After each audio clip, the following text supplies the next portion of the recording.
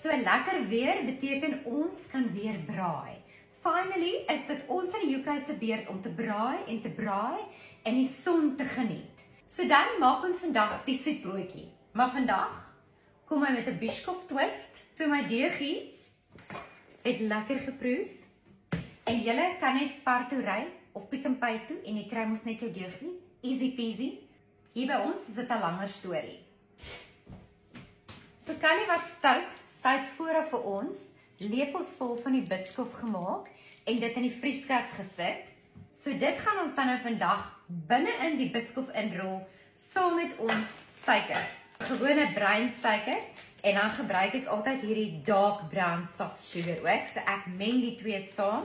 Jy natuurlik nodig jou room en jou evaporated milk of ideal milk soos ons hom in Suid-Afrika ken.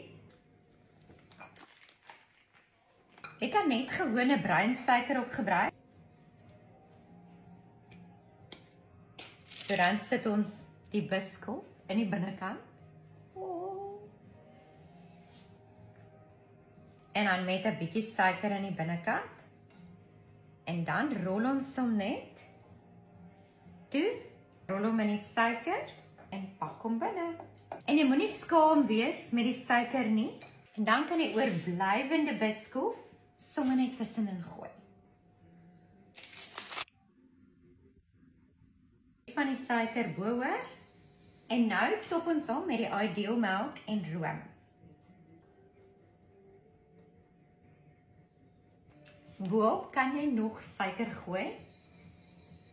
Hierdie is nie calorie free nie. Dis nie diet friendly nie. Dis hoog in alles wat lekker is. Gaan die soetbroodjie oond toe. En terwyl hy bak, gaan Eddie vir ons 'n oliefantjie maak en ons gaan die vuur aansteek.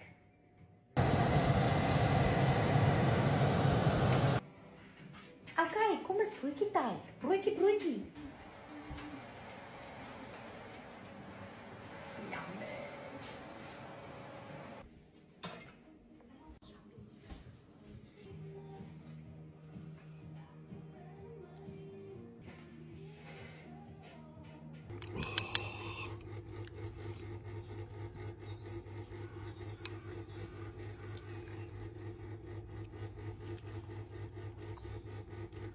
Oh my word.